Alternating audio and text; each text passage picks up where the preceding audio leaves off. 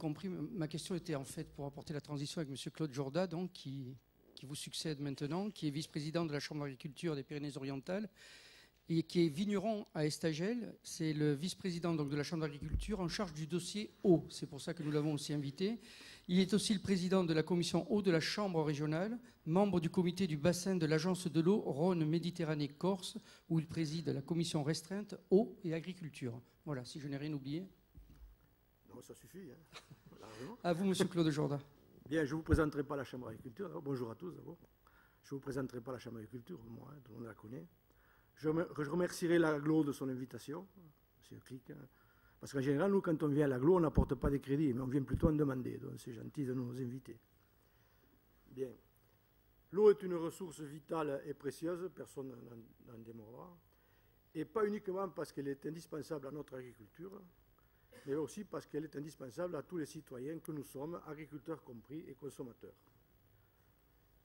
Et contrairement à ce que voudraient faire passer certains, le monde agricole, les agriculteurs sont des gens responsables et parfaitement conscients de l'enjeu que représente l'eau, tant sur le plan quantitatif, ce n'est pas le problème aujourd'hui, que sur le plan qualitatif, c'est l'enjeu d'aujourd'hui.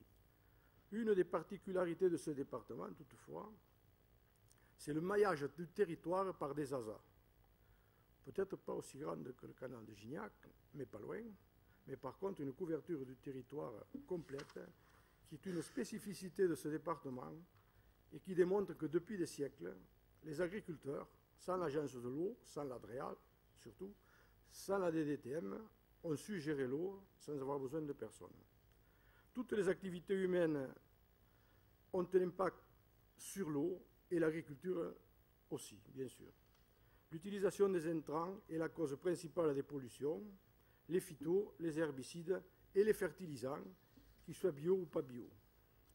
Deux types de pollution, ça a été dit. La pollution diffuse, qui menace les eaux de surface et les eaux profondes, dont les captages d'eau potable, et les pollutions ponctuelles, suite à des mauvaises opérations ou des accidents.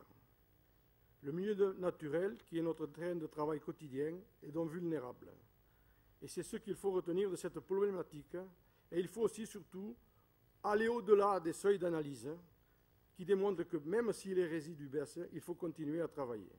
L'agriculture est consciente de cela et elle s'engage donc avec pour enjeu l'amélioration continue et permanente de ces pratiques pour minimiser, à défaut de pouvoir l'annuler, l'impact sur l'environnement. Je ne dirai jamais, et nous ne dirons jamais à la Chambre, que l'agriculture n'a pas d'impact sur l'environnement et la qualité de l'eau. Quelles sont les bonnes conditions qui permettent aux agriculteurs de s'engager ? Le caractère obligatoire, ça ne marche pas. Les ZSCSE, qui sont les zones soumises à contraintes environnementales, ça ne marche pas. Des rapports l'ont démontré. Il faut convaincre. Et la concertation préalable avec les agriculteurs est indispensable. Et les mieux placés, là, je regrette, mais c'est la Chambre d'agriculture. Le plan d'action doit être diversifié. La solution unique est à bannir. J'ai vu avec plaisir que l'Agence de l'eau partageait cette opinion. Ça m'a rassuré. Nous partons du principe, souvent vérifié, que tous les agriculteurs engagés sur plusieurs actions valent mieux que quelques agriculteurs engagés sur une seule. D'autres points importants pour nous. La nécessité d'aller dans le détail des exploitations, faire des diagnostics individuels afin d'identifier quel blocage propre aux individus et proposer le meilleur menu pour arriver à des solutions. On ne pourra jamais demander à un agriculteur de se faire harakiri. L'importance d'une bonne animation, soucieuse d'être sur le terrain, est indispensable. Quels sont nos engagements? La profession agricole dans les Pyrénées-Orientales, elle ne date pas d'hier, d'avant-hier et même avant. L'évolution des pratiques, ça a été démontré par l'INRA, va vers un moindre impact sur la qualité de l'eau, avec le démarrage de l'agriculture raisonnée et de l'agriculture biologique. Les cahiers des charges de production, d'origine diverse, souvent le fait de la distribution, Global Gap, je ne pense pas qu'elle les demande aux Espagnols, et de la profession elle-même, Agriconfiance, Terravitis, ont fondamentalement modifié les pratiques. 90% des arboriculteurs de ce département sont sous Global Gap, Cela veut dire qu'ils enherbent les vergers et n'utilisent pratiquement pas d'herbicides, pas du tout d'herbicides sur 80% de la surface.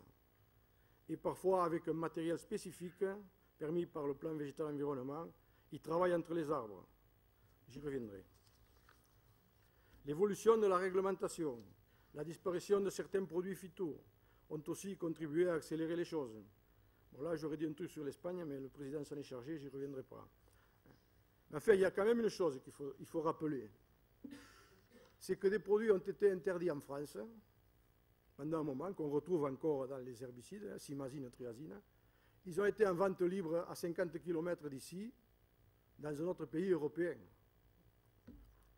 Après, et pourtant, on est tous sous la directive européenne de l'eau.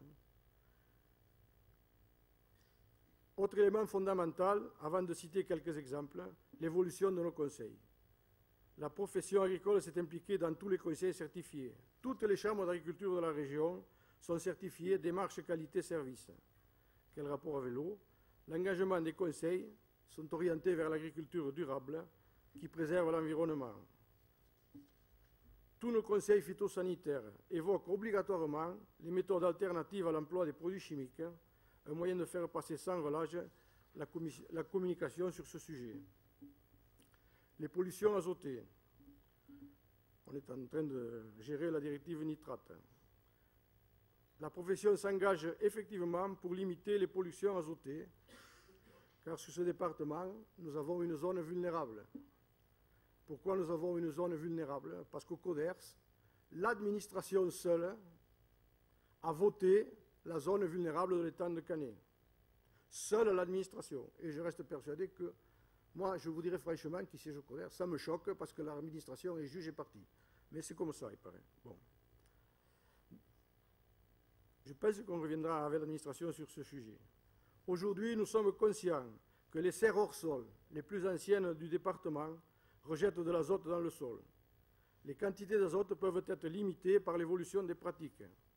Et nous nous sommes engagés très tôt avec les serristes dans cet objectif, sur tout le département et pas que sur la zone vulnérable. Grâce à la recherche, à Centrex, CTFL, INRAD, Aligna, nous pouvons réduire les rejets. C'est ce travail que la Chambre d'agriculture conduit sur le terrain depuis plus de 3 ans. Les serres les plus récentes sont maintenant recyclent tous leurs effluents et ne rejettent plus d'azote dans le sol. Les produits phyto et l'engagement de la profession agricole. 2 grands dossiers, éco-phyto et les captages prioritaires. Pour éco-phyto, le département des PO est peut-être l'un des plus engagés dans ce plan de réduction de l'utilisation des produits phyto pour 2018. Nous avons 3 fermes défis.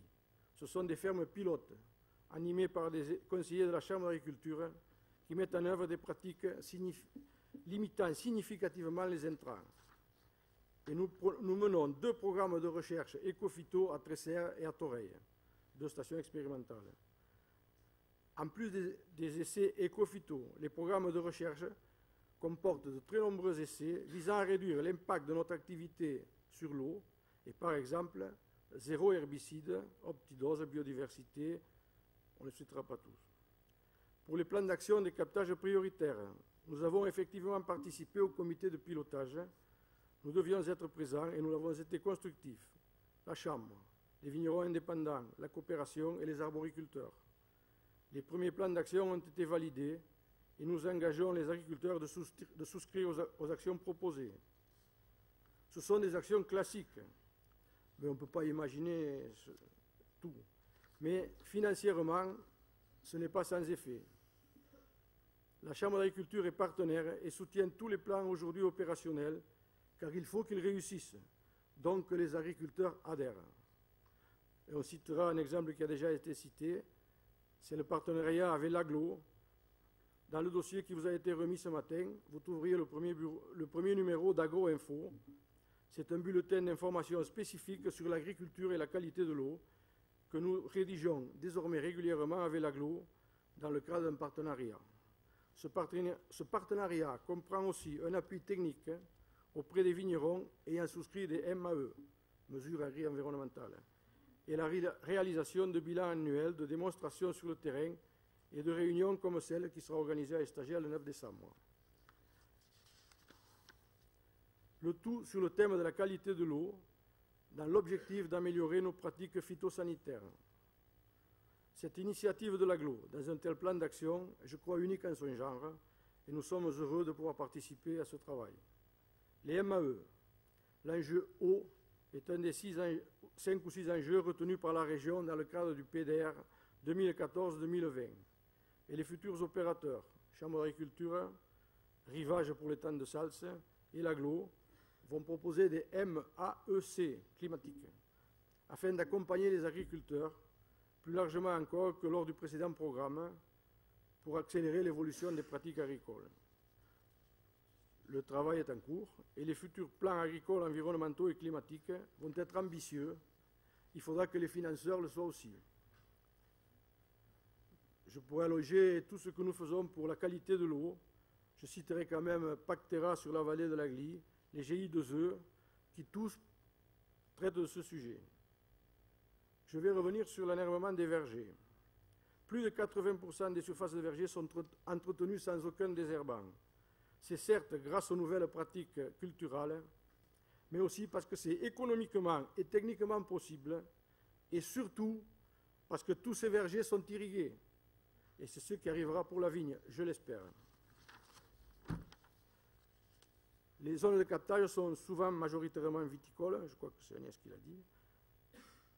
Si dans ces zones de captage prioritaires, nous faisons tous le maximum pour promouvoir les projets d'irrigation de la vigne, en faisant de ces périmètres des actions majeures, des plans d'action où nous pourrons enherber les vignes, supprimer l'usage des désherbants et profiter de l'action positive des bandes enherbées dans la limitation des transferts des phytos dans l'eau. Comme vous voyez, nous revenons au problème quantitatif qui est indissociable, je crois que c'est madame qui l'a dit. Il faut arriver à un accord gagnant-gagnant. 2 mots. D'abord, sur le nouveau SDAGE. Bon, l'ancien, il arrive à sa fin. L'année prochaine, on n'en parlera plus. Le nouveau SDAGE. C'est pas tout à fait comme ça. Ça se glisse quand même. Ça glisse. Les objectifs restent les mêmes. Ça glisse pas toujours bien. Bien fait. Moi, il y a une chose qui me gêne. Bon, on vous l'a dit, je participe au SDAGE avec Philippe Fassi. C'est comment on peut gérer l'eau de la même façon à Lons-le-Saunier, le Gers ou dans les PO. Et c'est une idée que j'ai eu le plaisir d'entendre soulever par l'ancien préfet Bibal. Ce n'est pas possible. La pluviométrie, le relief, il n'y a rien de pareil. Tout à l'heure, je vous écoutais quand vous parliez de monter, chercher de l'eau un peu plus haut en Cerdagne. Méfiez-vous, parce que si vous montez trop haut, vous êtes en Espagne chez nous. C'est là le problème. Hein? Et croyez-moi, ça... Non, il ne le tente pas, ça se passe tous les jours. Hein? Ce département est fermé, bordé par des montagnes. Tous nos cours d'eau se jettent dans la mer si on ne prend pas l'eau dans les cours d'eau. À un moment, je pense qu'il faudra arriver à une solution. Moi, l'autre jour, j'avais le président du comité de bassin qui m'a téléphoné, pas pour ça, hein, je vous rassure, c'était pour autre chose. Tu t'en doutes pourquoi il m'a appelé. Mais je le lui ai dit. Il m'a dit, oh, il y aura peut-être des adaptations départementales. Je souhaite que ce soit vrai. Voilà la première question. De toute façon, sur le dossier qualitatif de l'eau, qualité de l'eau, nous sommes obligés tous de tirer dans la même direction. Et je pense que si on a en face des gens sérieux, nous serons sérieux. J'ai dit à la préfète l'autre jour, nous serons des partenaires loyaux, mais intransigeants. Je le maintiens devant vous. Enfin, je terminerai par un sentiment personnel. Vous recevez de temps en temps des plaquettes. Sauvons l'eau. C'est un peu alarmiste, un peu racoleur. Ça me rappelle, les jeunes ne s'en souviendront pas, mais cette ouverture d'un journal télévisé de TF1 un jour par Roger Giquel qui avait dit, il me semble que je le vois, j'étais chez moi, la France a peur. Tout le monde avait tremblé. C'est un peu pareil. Puis hier, j'en ai eu une autre de plaquette sur la directive nitrate. Alors, par l'administration, avec le drapeau de la République et tout. Et en feuilletant, à la fin, j'ai vu les serres hors sol. Un problème sur les serres hors sol, les émanations d'azote. Puis il y a une belle photo, avec un petit problème quand même. C'est que les cultures qu'il y a, ce n'est pas des cultures hors sol. Alors je pense que si l'administration savait ce qu'elle dit, elle réussirait plus facilement à convaincre les agriculteurs. Je vous remercie.